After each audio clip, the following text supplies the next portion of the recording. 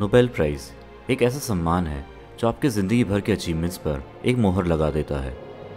फिर चाहे वो एक साइंटिस्ट हो, कोई लेखक हो, इकोनॉमिक एक्सपर्ट हो, पॉलिटिशियन हो या फिर कोई एक्टिविस्ट हो, नोबेल प्राइज़ आपको और आपके काम को दुनिया भर में पहचान दिला देता है।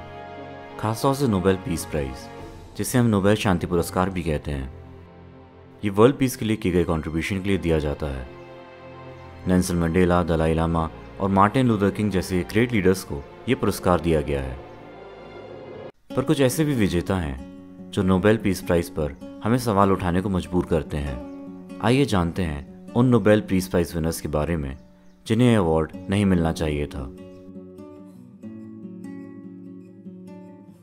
Undeserving 7, Yasser Arafat. Yasser Arafat ने काफ़ी कम उम्र में ही इजराइल और ज्यूस से नफरत करना सीख लिया था। अराफात ने लेट 1950s में फतह नाम के संगठन की स्थापना की थी। फतह का उद्देश्य इजराइल का इस दुनिया से नामो निशान मिटाना था। फतह ने अराफात के इशारे पर 60s और 70s में दुनिया भर में ज्यूज और इजराइल के सिटीजन्स पर टेररिस्ट अटैक्स किए। अराफात को एक वक्त दुनिया भर में आतंक का पर्याय माना जाता था। हालांकि इतने दशक आतंक का साथ देने के बाद अराफात ने 1980s में वायलेंस की जगह बातचीत से इजराइल पैलेस्टाइन विवाद सुलझाने का पक्ष लिया। 1994 में अराफात को ऑस्लो अकॉर्ड्स साइन करने के लिए नोबेल पीस प्राइज़ मिला। ऑस्लो अकॉर्ड्स इजराइल और पैलेस्टाइन के बीच विवाद सुलझाने के लिए की गई संधि थी, पर नोबेल कमेटी को इस संधि के रिजल्ट्स आने का इंतजार करना चाहिए था। नोबेल कमेटी ने इस उम्मीद में कि शायद नोबेल प्राइज़ मिलने से इस संधि को ताकत मिलेगी, अराफात और इजराइल के प्राइम मिनिस्टर और फॉरेन मिनिस्टर को भी नोबेल पीस प्राइज़ दे दिया। आगे जाकर ना ही ऑस्लो अकॉर्ड्स इजराइल पैलेस्टाइन विवाद सुलझा पाए और उन्होंने एक ऐसे शख्स को ये प्राइज़ दे दिया जिसके बनाए हुए ऑर्गेनाइजेशन ने कई बेगुनाहों की जान ली। अनडिजर्विंग 6, कॉर्डिल हल। कॉर्डिल हल अमेरिका के सबसे लंबे समय तक रहने वाले विदेश मंत्री थे। वो फ्रैंकलिन डी रोजवेल्ट की सरकार में 11 साल तक इस पोजीशन पर रहे, खासतौर से सेकेंड वर्ल्ड वॉर के वक्त। हल को 1945 में यूनाइटेड नेशंस के फॉर्मेशन में अहम भूमिका निभाने के लिए नोबेल पीस प्राइज़ से सम्मानित किया गया, पर कॉर्डिल हल का इतिहास काफ़ी विवादों से घिरा हुआ था। 1939 में हिटलर के अत्याचार से बचकर करीब 926 ज्यूज एक जहाज सेंट लुइस में किसी तरह से अमेरिका में शरण लेने पहुंचे। हल ने प्रेसिडेंट रूजवेल्ट को सलाह दी कि वो उस जहाज में आए लोगों को शरण ना दें। हल की वजह से इन ज्यूज को वापस हिटलर और नाजियों के जर्मनी जाना पड़ा, जहां पर लौटकर इनमें से 250 से भी ज़्यादा ज्यूज की नाजीज ने हत्या कर दी। ये एक बहुत बड़ा सवाल है कि क्या अपनी शरण में आए बेसहारा लोगों की मौत के जिम्मेदार किसी आदमी को शांति का सबसे बड़ा सम्मान दिया जाना चाहिए था। Undeserving 5, Elihu root. अमेरिका के विदेश मंत्री नोबेल कमेटी के कुछ खास फेवरेट रहे हैं। एलिहू रूट को यह प्राइज़ 1912 में देशों को करीब लाने के लिए किए गए उनके कामों के लिए दिया गया था। पर क्या रूट सही मायनों में ह्यूमन राइट्स और पीस के प्रतीक थे? यूनाइटेड स्टेट्स के विदेश मंत्री रहते हुए रूट ने अमेरिका की वो पॉलिसीज़ बनाई जिसने उसे नए देशों को अपनी कॉलोनी बनाने का हक दिया, जिसमें खास थे फिलीपींस और क्यूबा। फिलीपींस के लोगों ने जब अपनी आज़ादी के लिए आंदोलन किया, तब रूट ने उसे बड़ी बेरहमी से कुचल दिया। सिर्फ इतना ही नहीं, रूट अपने खुद के देश में भी महिलाओं के अधिकारों के खिलाफ थे। रूट महिलाओं के वोट देने के अधिकार के बहुत बड़े विरोधी थे और उनकी रोक की वजह से न्यूयॉर्क स्टेट कॉन्स्टिट्यूशन में सिर्फ पुरुषों को ही वोट देने का अधिकार था। Undeserving 4, European union.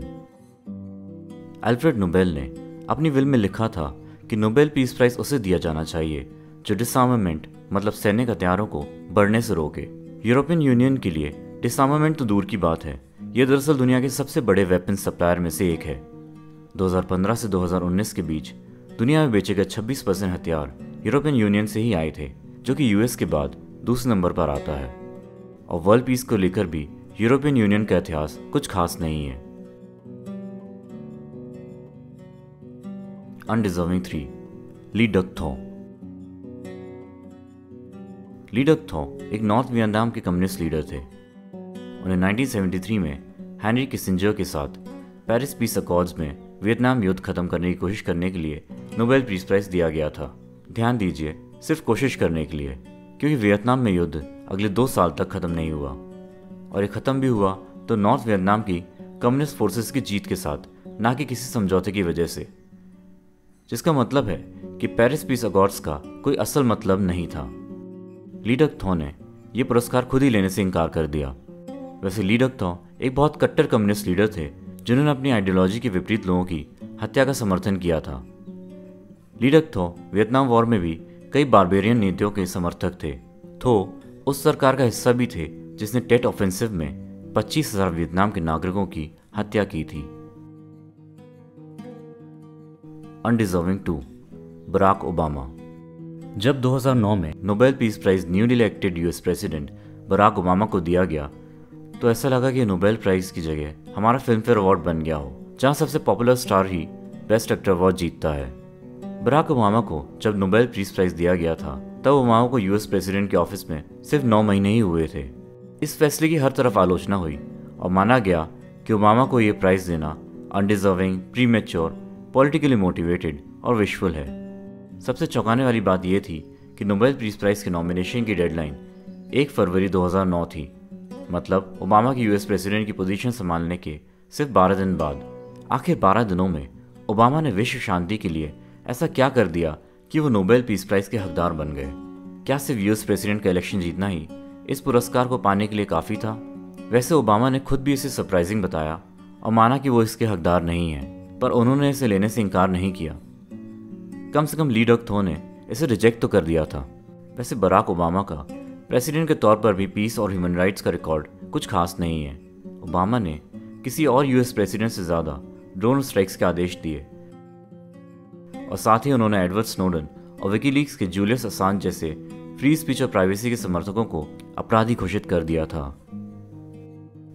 Undeserving 1 Henry Kissinger. Bangladesh 1971। Pakistan ने करीब 10 लाख बेगुनाहों का नरसंहार कर दिया। अमेरिका के समर्थन से, उसी के दिए हुए हथियारों से। वियतनाम युद्ध में अमेरिका ने इल्लीगली कंबोडिया और लाओस में भारी बमबारी की जिसमें हजारों लोगों की जान गई। ऑपरेशन कॉन्डोर यह अमेरिका के एक खुफिया ऑपरेशन था जिसमें उसने साउथ अमेरिका में डिक्टेटर्स की मदद करने के लिए करीब 60,000 लोगों की हत्या में साथ दिया था। इसमें उन देशों के विपक्ष के नेता, ह्यूमन राइट्स एक्टिविस्ट और आम नागरिक भी थे। मतलब जो भी अमेरिका के हितों के आगे खड़ा हुआ उसे रास्ते से हटा दिया गया। और इन सब क्राइम्स अगेंस्ट ह्यूमैनिटी का रचयिता था हेनरी किसिंजर। हेनरी किसिंजर वैसे तो एक इंटेलेक्चुअल इमेज कैरी करता था, एक हार्वर्ड ग्रेजुएट, पॉलिटिकल जीनियस और एक राइटर भी। पर असल में हेनरी किसिंजर ने अमेरिका के फ्री वर्ल्ड के लीडर होने पर एक बड़ा सवालिया निशान लगा दिया था। हेनरी किसिंजर ने पहले नेशनल सिक्योरिटी एडवाइज़र के तौर पर और फिर विदेश मंत्री के तौर पर अलग अलग यूएस प्रेसिडेंट्स को अपने इनह्यूमन प्लान्स को फॉलो करने के लिए मना लिया था। हेनरी किसिंजर को 1973 में ली डक थो के साथ पेरिस अकॉर्ड्स में वियतनाम वॉर खत्म करने की कोशिश करने के लिए सम्मान दिया गया था। वैसे किसिंजर इसमें ही सफल नहीं रहे थे। हेनरी किसिंजर को नोबेल पीस प्राइज देना नोबेल कमेटी का सबसे कंट्रोवर्शियल डिसीजन था। उस साल न्यूयॉर्क टाइम्स ने इसे नोबेल वॉर प्राइज का नाम दिया था।